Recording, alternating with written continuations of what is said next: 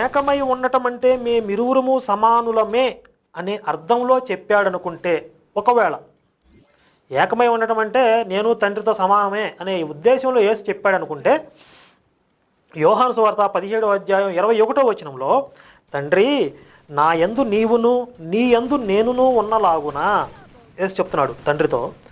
వారును అంటే యేసు శిష్యులతో, యేసు శిష్యులను ఉద్దేశించి మన యందు ఏకమై ఉండవలెనని.